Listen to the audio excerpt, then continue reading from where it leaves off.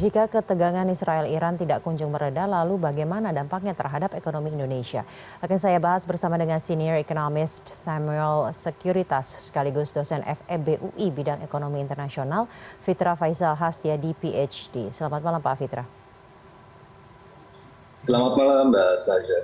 Pak, dampak ekonomi apa saja yang akan terasa nyata jika eskalasi ini Israel dan Iran terus berlangsung, Pak?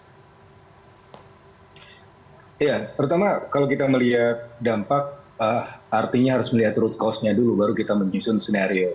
Nah, untuk yang paling probable dalam kondisi Mexican standoff seperti ini, artinya semua saling punya pistol dan saling mengarahkan pistolnya ke masing-masing antara Iran, Israel dan juga dalam hal ini Amerika Serikat, maka kondisinya adalah kondisi yang stalemate, ya tidak bisa kemana-mana. Amerika Serikat tahu kalau menyerang Iran, Iran ada Rusia dan China. Iran juga tahu kalau menyerang Israel secara full pledge, ya kemarin kan itu hanya firecracker saja yang dikirim ke Israel. Kalau misalnya mereka full pledge bakalan diserang oleh Amerika Serikat juga, artinya mereka memang sudah mengukur diri gitu ya. Dan apa yang dilakukan oleh Iran adalah untuk memuaskan konstituensinya, bahwa ya kita sudah melakukan retaliasi. Nah, itu adalah kesimpulan awal yang saya pegang ya dalam perspektif antar aktor seperti itu. Oleh karena skenario yang sebenarnya cukup bagus untuk kita, bahwa proyeksi kenaikan harga minyak mungkin tidak akan terlalu tinggi karena skenarionya cukup moderat, ya kita tidak memiliki masalah dari sisi supply. Tetapi tentunya dalam setiap skenario perlu dipertimbangkan juga betapapun kecilnya ada skenario yang terburuk gitu ya. Dalam kondisi Mexican standoff, siapa tahu dalam satu atau dua aktor itu saking gilanya sampai kemudian mengeluarkan pistol dan menembak musuhnya, ya pada akhirnya mati semua gitu kan. Itu adalah skenario yang terburuk. Dan dalam kondisi skenario yang terburuk itu yang terjadi adalah kondisi yang langsung kita hadapi adalah harga minyak dunia yang pasti akan melambung tinggi sampai di atas 100 US dollar per barrel. Nah, kalau sudah seperti itu, maka harus ada antisipasi dari pemerintah, antisipasi untuk skenario yang terburuk. Nah, dari sisi fiskal, apa yang harus dilakukan? Ya, dalam kondisi US dollar 100 ya tadi yang seperti saya sampaikan untuk skenario yang terburuk, itu pasti akan ada tambahan subsidi BBM. Nah, untuk sekarang saja asumsi APBN kan antara 75 sampai 85 US dollar per barrel.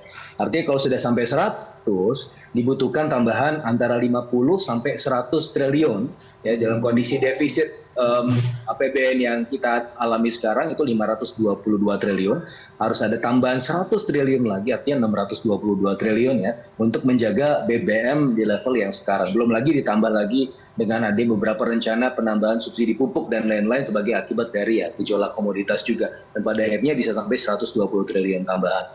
120 triliun tambahan artinya 642 triliun defisit kita. Itu bisa sampai 2,8% defisit APBN. Nah, kalau sudah seperti itu, resiko fiskalnya sangat besar. Padahal kan awalnya baseline-nya 522 triliun, artinya sekitar 2,29% ya dari defisit APBN-nya. Kalau sudah seperti itu sampai 2,8-2,9% itu kan tinggi sekali loncatannya. Artinya beban pembiayaan akan besar dan pastinya bond issuance itu akan sangat masif.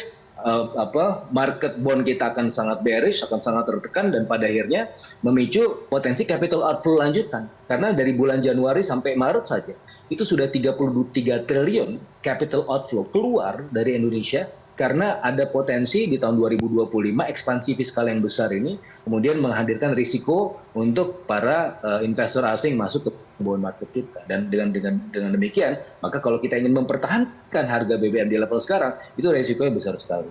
Dan oleh karenanya harus ada langkah tengah. Langkah tengahnya apa? Ya, di satu sisi perlu subsidi BBM mungkin bisa dinaikkan sampai 50 triliun, tidak sampai 100 triliun tadi ya skenario-nya. Artinya dalam kondisi seperti ini ya defisit masih 2,5%, masih bisa diterima lah secara nalar ekonomi.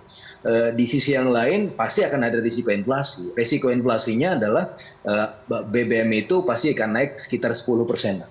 Nah, oleh karenanya kalau BBM naik 10%, kita harus tetap menjaga supaya inflasi domestik CPI, headline inflation, tidak sampai double digit.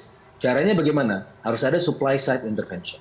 Supply side intervention caranya seperti apa? Pada tahun 2022 sudah ada presiden. Pada tahun itu di bulan Agustus pemerintah melalui presiden menghimbau untuk menanam cabai.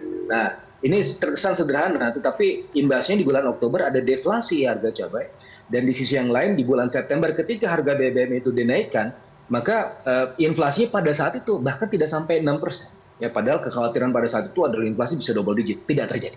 Nah, artinya dengan presiden itu bisa kita lakukan untuk komoditas-komoditas yang lain yang bergejolak itu bisa kemudian digiatkan produksinya karena sekarang kan sudah masuk musim penghujan lagi ya. Baik. El Nino sudah berlalu dan artinya kita bisa manfaatkan. Baik Pak Fitra, apakah itu artinya sebenarnya dengan kondisi saat ini APBN kita cukup fleksibel dan mampu, kondisi ekonomi kita mampu menopang tambahan 120 triliun rupiah tadi dengan defisit hingga 2,8% defisit APBN jika skenario yang terburuk? Fleksibel tapi harus berhati-hati ya. Kalau tadi saya bilang bahwa kalau 2,8% itu bond market kita pasti akan sangat tertekan. Yang sekarang saja 10-year bond sudah 6,64% ya rata-rata. Itu bisa melonjak sampai 7% kalau kita membiarkan APBN kita sampai demikian. Artinya beban pembiayaan akan semakin besar dan risiko capital outflow juga tidak kalah besar. Oleh karenanya butuh ada jalan tengah. Jalan tengah tadi apa yang saya sampaikan ya, supply side intervention. Melalui tadi komoditas dari sisi intervensi yang bisa diproduksi kita produksi. Terus kemudian harus bisa intervensi juga beberapa produsen yang memang kadar impornya itu tinggi. Nah, ini kan tidak bisa dilakukan ada imported inflation. Supaya inflasi kemudian tidak transmisikan ke level konsumen, maka APBN bisa juga digunakan untuk kemudian membiayai impor tersebut. Sehingga apa? Produsen itu tidak tertekan, dan kalau produsen tidak tertekan, tidak akan ditransmisikan ke konsumen. Itu artinya harus ada penyesuaian. Baik, itu artinya harus segera dilakukan penyesuaian APBN jika potensi kenaikan hingga di atas $100 per barel ini sudah mendekati cautiousness-nya sudah tinggi banget, Pak. Jadi harus penyesuaiannya harus segera dilakukan. Oh iya harus. Di satu sisi subsidi BBM itu pasti akan ditambah, tapi di sisi yang lain jangan sampai full gitu ya. Kalau full tadi 100 sampai 120 triliun, artinya kita memungkinkan terjadinya kenaikan harga BBM ya, sekitar 10%.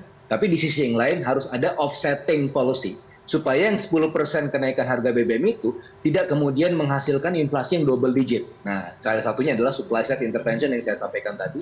Plus yang kedua, kebijakan moneter harus kemudian cukup handal ya untuk kemudian mengelola rupiah. Kan sekarang rupiah kita berdasarkan APBN 2024 asumsinya kan 15.000, sekarang sudah 16.000. Ya. Artinya dalam hal ini harus ada intervensi dari Bank Indonesia. Dan menurut saya intervensi yang paling pas bukan dengan suku bunga, tetapi dengan intervensi lewat jalur cadangan devisa, dan itu menurut hitungan saya sih masih cukup reliable. Jadinya sebenarnya was-was ini, apalagi di tengah tadi rupiah angkanya hingga 16.000 sangat amat berdasar ya Pak?